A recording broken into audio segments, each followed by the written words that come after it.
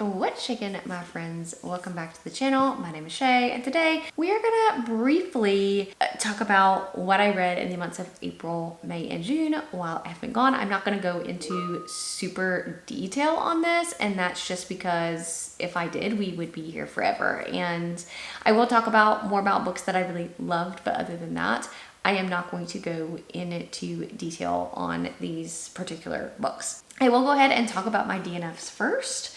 So I do have my laptop down here. Without that, I could not get through this. So I will be referencing that quite often. So in the month of April, I DNF'd Kingdom of Blood and Salt by Alexis Calder. This was a fantasy romance. I don't know if I posted this vlog or not. I think there is a vlog on the channel with me DNFing this and my thoughts. I just felt like nothing was happening. I didn't really care for the romance, and I just didn't jive with the world and all of the things. The fantasy and the romance didn't jive for me. The biggest DNF that I think I've ever DNF'd in my life, that everybody's gonna be like, what in the world, is gonna be Dungeon Crawler Carl. I made it 70% into Dungeon Crawler Carl, and I'm gonna be honest, my mind space was not that good to be reading it, and I want to go back and immersion read it and see if my experience is better. I did listen to it on audio, but because of the way this is written, because of this like lit RPG feel, I felt like I didn't get the most out of it just by listening to it. I do think the narrator was fantastic. I don't think it was his fault at all. I just think it was where my mind was at the time that I was reading it and the way I read it. So I do want to go back and kind of see if I can immersion read it and enjoy it better. So that is one that I do hope to try again because I know everybody just loves it. Another book that I DNF'd in the month of April was Gifted and Talented by Miss Olivia Blake. I just could care less. It was basically a family drama instead of like a fantasy, which is what I thought. There were fantasy elements, but mostly a family drama. And I just wasn't that intrigued with the family drama that was going on. Okay, I had to do a battery change. So that's all of the DNFs in April. In May, I DNF'd The Hacienda by Isabel Cañas. Here's the thing.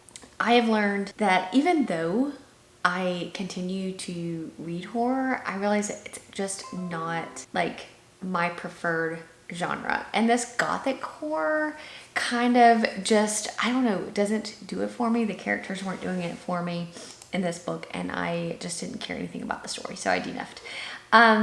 Then the last one I have DNF'd was Before We Came by Sloane St. James. So this is a hockey romance series and very beloved hockey romance series. But the problem with this one is specifically that I thought the writing was not very good, and I thought it was cheesy, and I thought the characters just, I don't know, it was very insta-lovey, and that is not my jam. Now I know there are some more emotional books later in the series, so I may try one of the later ones instead of reading the first one, but I feel some kind of way, even though they can be read probably as standalones, like I feel some kind of way about reading them out of order. But anyway, that's all of my DNFs. So from here on out, I am just going to talk about the books in the order that I read them.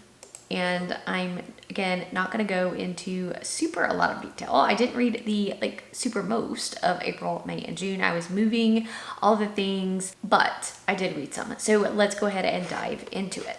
The first book I read in April was The Women by Kristen Hanna. I did vlog this, so that vlog is on my channel. I ended up giving that 4 stars. There were things I loved about this book and things I absolutely hated about the book, but I will refer you to my vlog if you want to see my full thoughts. Wolf Gone Wild by Juliet Cross, I gave it 3 stars. Also in the vlog I posted, just so I was super disappointed by this book because a lot of people love it, and paranormal romance just is not typically my thing. You Did Nothing Wrong by C.G. Drews. I gave this book 1 star. I should have DNF'd it. Here's the thing about horror books, as I said before. I feel like I want them to be a mystery thriller. I want them to have some kind of twists and turns, and not to mention that this book did have twists and turns, but it was all predictable. There was not a single likable character in the story, and I feel like I just have to have some kind of likable character or something to grab onto, and I did not like this book. So horror has just not been my jam as of late.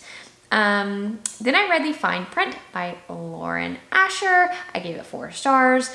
This is the start of the Dreamland Billionaires trilogy, and I liked it, obviously, enough to continue on, but I didn't love it. I didn't get the 5-star feels. I know there are lots of people that love the series, but I did give the first one 4 stars. Hopeless by Elsie Silver. I also gave 4 stars. This did like cap off a series for me, which is always super exciting when you can finish a series. So I finished the series and I did find it good. It followed Bo, which is the last sibling that we had left to talk about, and it was emotional. It was a fake engagement story, so I did like it.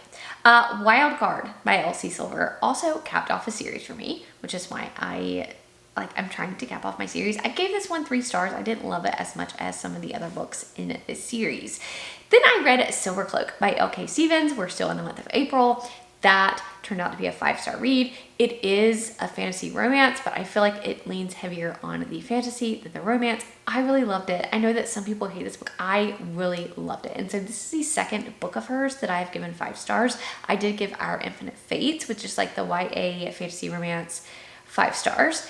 And I gave this one 5 stars. So I definitely need to read more from her because I absolutely loved this book. And then I read The Wolf of Oren-Yaro, which I really think is being slept on. I gave it 4 stars. It's a fantasy, certainly with romance in it, but really did enjoy that one. In Your Wildest Dreams by Rebecca Genchak, I gave 3 stars. It's just a means to an end as I was trying to finish up series. It was fine. It wasn't my favorite.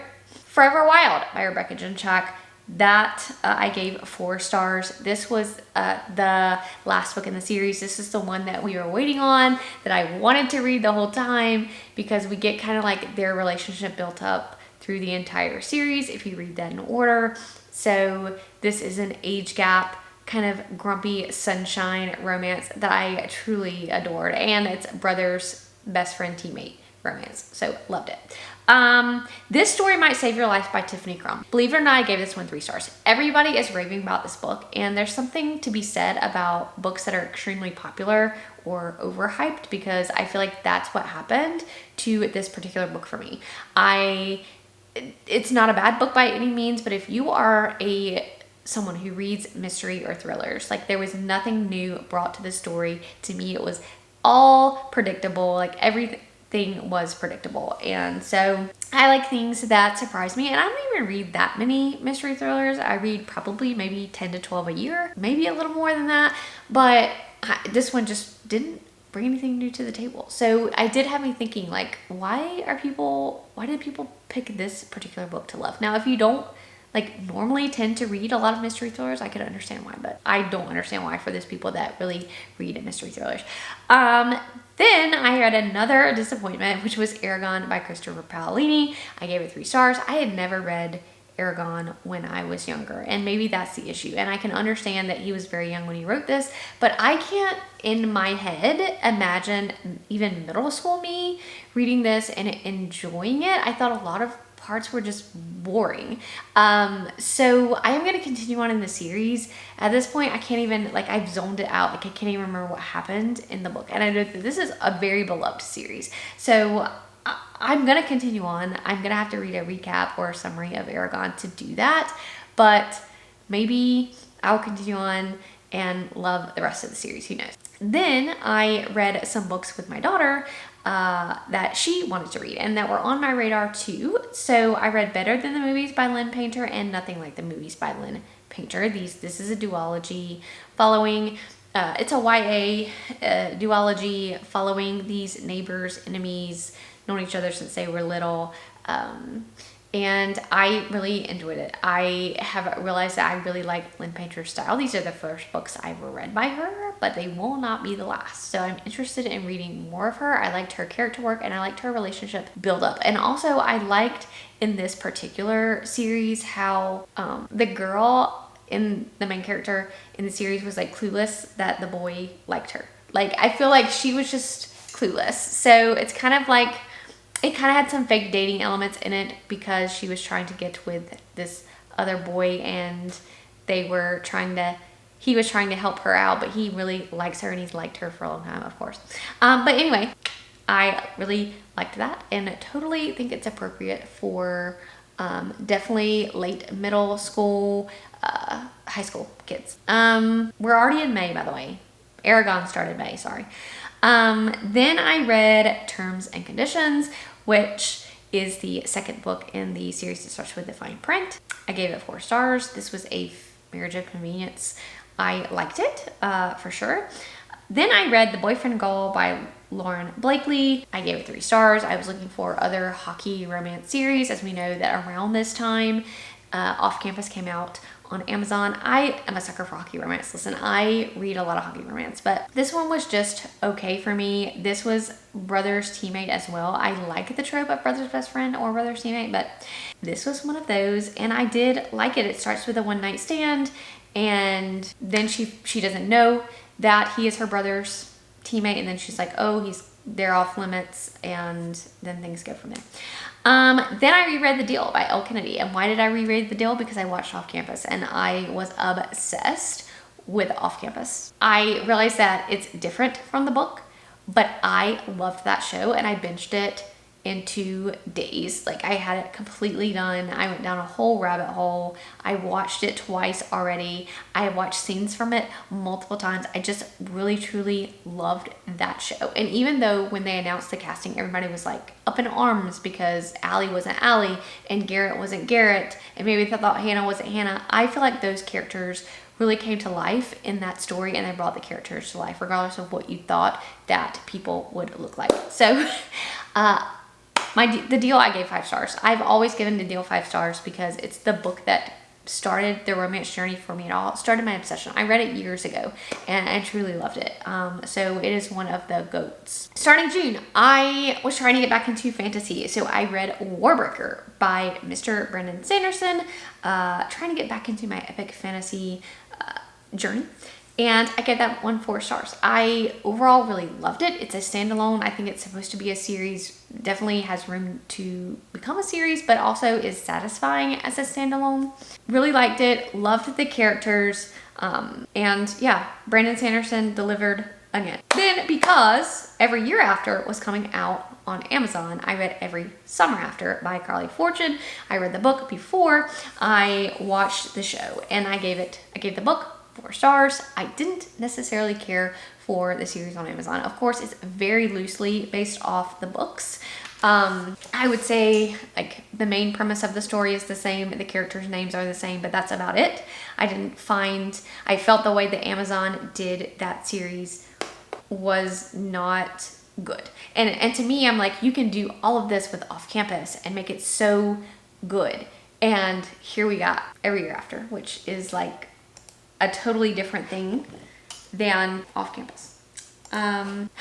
Then I read Always Mine by Laura Pavlov, which is my first Laura Pavlov book and maybe my last because I did not like it. Very drama-y. I gave it 2 stars. I didn't care for the characters, and that'd be that. It is a childhood friends to lovers, which is a genre that I'm trying to get more into because I truly, really love it. I have decided that if it's done well, I love it. This was not done well. I hated it because I hated the characters. Then I read Tattered by Devney Perry.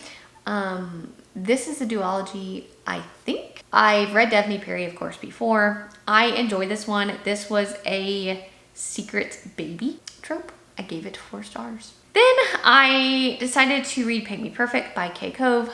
I love Kay Cove. I really, truly do. I gave the series that starts with Camera Shy. I gave all the books in that series 5 stars. I really love the way she writes romance, and I love the way she writes characters. This one, Paint Me Perfect, I gave 4 stars. It wasn't quite a 5-star read, but I still truly enjoyed it. Then I read The Irresistible Urge to Fall for Your Enemy, which is somewhere back here, somewhere over here. I think y'all can see it. It's one of the pink covers. I gave this one 3 stars. I was disappointed. I feel like fantasy romance, there are like fantasy romances that are super popular and that I feel like I should love. And then when I go to read them, I'm like, oh, this is just so-so. Like, I feel like I don't think it was a terrible balance between fantasy and romance. I think it was an okay balance between, but this is enemies to lovers, and it just didn't feel like enemies to lovers. It felt like they were enemies at the start, but as soon as they got to know each other, they liked each other. So I don't know. I like true enemies to lovers, and I don't think that this is what this is. Then I read Everblaze by Shannon Messenger. This is the third book in the Lost Cities era of books, middle grade novels. I'm still super enjoying my time with these. I gave this one 4 stars. I continue to love this journey. This is a middle grade series that I can get behind, that I would have loved in middle school. I love it now. I could have loved in middle school because it's action packed. The characters are wonderful. Love it. Then I read Garnet Flats by Daphne Perry. I gave this one 3 stars. This is the continuation in the series, The Edens. So it follows all of the siblings there. And I have enjoyed the series thus far, but it's not one of my favorites. But I will continue on. And then I wanted something a little different. So I read Guess Again by Charlie Donnelly. This is a mystery kind of thriller. I ended up giving 4 stars. Really loved it. This won't be the last time I read from Charlie Donnelly again. I'd never really heard of him. I've heard a couple of people say good things about his works, but I've never heard about him. But apparently he has some popular thrillers, because when you go, there's like a lot of reviews on his books. But I had just never heard of him before. But I will be reading him again. And then my last, that's my last book in June. That's the last one that I completely finished. I did start another one in June, but finished it in July. So I will talk about that in my July wrap up. So I was reading in the time that I was moving and cleaning and doing all of the things. I just wasn't reading as much as I probably have. So that's all the books I read in April, May, and June. It's nice to catch up. I know that I went through those relatively quickly, but I feel like I don't need to delve into every specific thing about these books. I will say that out of these 3 months, my favorite book of them was Silvercloak by OK Stevens. That's the only 5-star read that I gave out of these 3 months. And except for The Deal, but I'm not counting rereads. But I love it. I love it. And the sequel is coming out later this year. So if you want to read that book to catch up before the sequel comes out, definitely do it. But I'm super looking forward to the sequel 100%. So that's it. And I will see you guys in the next one.